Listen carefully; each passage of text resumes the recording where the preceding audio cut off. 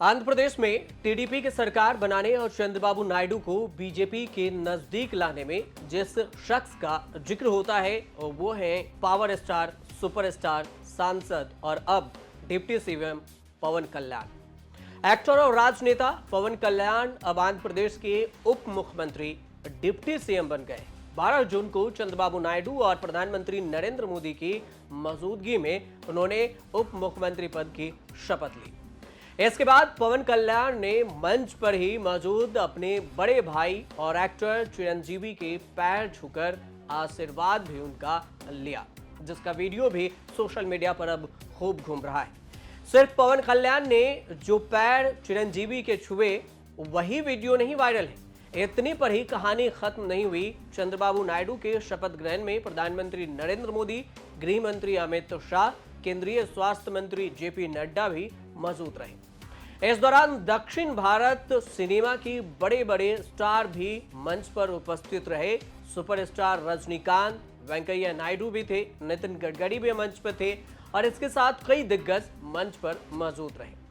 प्रधानमंत्री मोदी ने चंद्रबाबू को पहले ऐसे गले लगाया जैसे वर्षों से बिछड़ा दोस्त मिल गया।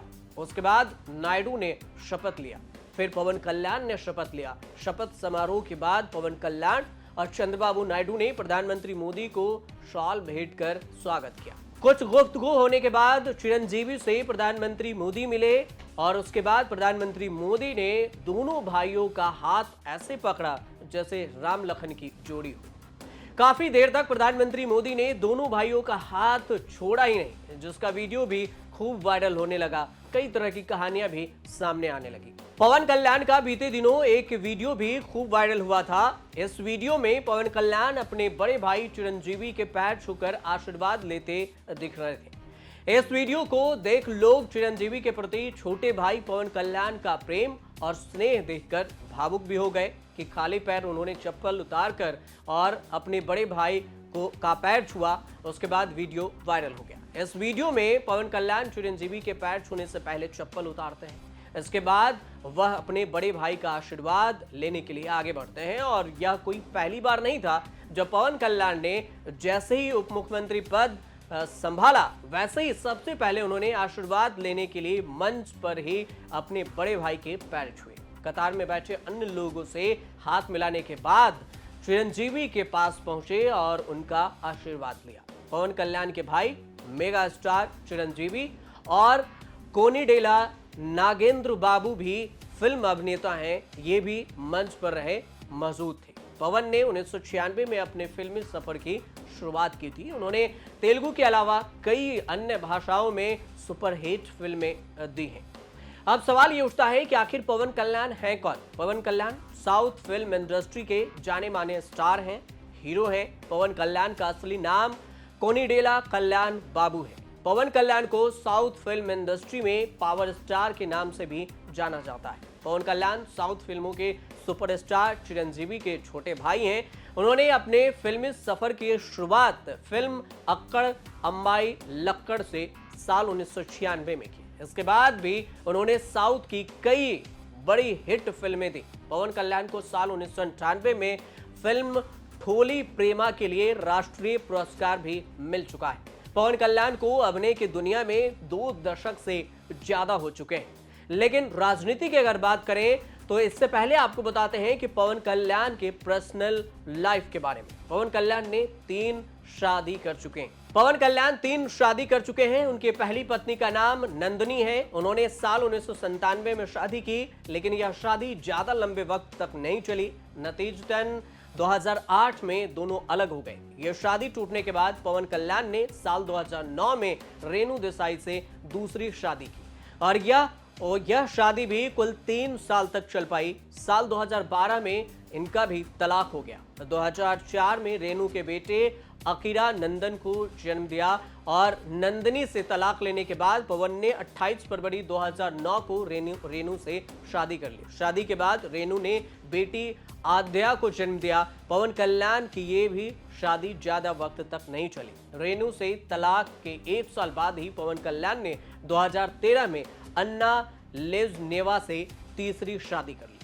पवन कल्याण का राजनीतिक सफर कैसा रहा, अगर इसकी बात करें तो 2008 में राजनीति में पवन कल्याण ने एंट्री ली। उन्होंने भाई चिरंजीवी की पार्टी प्रजा राज्यम पार्टी में अध्यक्ष के रूप में शपथ ली। कहा जाता है कि बाद में जब चिरंजीवी ने कांग्रेस के साथ गठबंधन किया तो पवन कल्याण इस फैसले से नाखुश हुए और इसके बाद उन्होंने 2014 में जन सेना पार्टी अपनी नई एक पार्टी बना ली। बाद में इस तरह की खबरें भी सामने आने लगी कि दोनों भाइयों के बीच में विचारधारा का फर्क दिखने लगा है। जब ऐसी खबरें वायरल होने लगी तो पवन कल्याण ने इस पर अपनी चुप्पी भी तोड़ी और चुप्पी तोड़ते हुए उन्होंने कहा कि मुझे अफसोस है कि मैं अपने बड़े भाई के खिलाफ खड़ा हुआ हूं, लेकिन उनके और मेरे रिश्ते के बीच में कोई भी बदलाव नहीं आया है। मैं आज भी उन्हें उतना ही प्रेम करता हूं जितना पहले करता था और वो भी ऐसा ही करते हैं। लेकिन अब आपको बताते हैं कि दक्षिण के सुपरस्टार चिरंजीवी ने अपने छोटे भाई पवन कल्याण के लिए चुनाव से ठीक पहले वोट देने की भी अपील की और इसका परिणाम विजय हुआ। इस अपील में चिरंजीवी ने कहा था कि मेरे भाई जनता की सहायता के लिए अपना पैसा इस्तेमाल कर रहे हैं तो कृपया उन पर अपना आशीर्वाद बनाए रखें। आंध्र प्रदेश में लोकसभा और विधानसभा दोनों के चुनाव एक साथ हुए और परिणाम भी एक साथ आए। विधानसभा चुनाव में पवन कल्याण ने पेटपुरम सीट से जीत हासिल की। टीडीपी ने इस बार आंध्र प्रदेश के विधानसभा चुनाव में 175 में से 135 सीटों पर जीत हासिल करते हुए पूर्ण बहुमत हासिल कर लिया। सूबे में सीएम का नाम रिजल्ट के बाद से ही तय हो गया था कि चंद्रबाबू नायडू ही आंध्र प्रदेश के सीएम होंगे। पवन कल्याण ने बीजेपी और टीडीपी के साथ गठबंधन के तौर पर जन सेना लॉन्च की।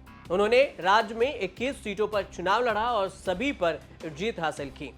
उनकी पार्टी के 2 सांसद भी विजय हुए, यानी कि 100% स्ट्राइक रेट के साथ पवन कल्याण ने इस बार जनसेना में अपना दमखम दिखाया और यही दमखम प्रधानमंत्री मोदी जब मंच पर पहुंचे तो पवन कल्याण के सामने भी दिखा। जीत के बाद राज्यपाल अब्दुल नजीर ने विजयवाड़ा के केसरपल्ली आईटी पार्क में सीएम और मंत्रियों को शपथ दिलाई। नायडू के अलावा जनसेना प्रमुख और एक्टर पवन कल्याण ने डिप्टी सीएम पद की शपथ ली। तीसरे नंबर पर नायडू के बेटे नारा लोकेश ने शपथ ली। नई सरकार में सीएम और डिप्टी सीएम समेत 25 सदस्य हैं। इसमें टीडीपी के 20, जनसेना के 3, बीजेपी के 1 मंत्री शामिल हैं।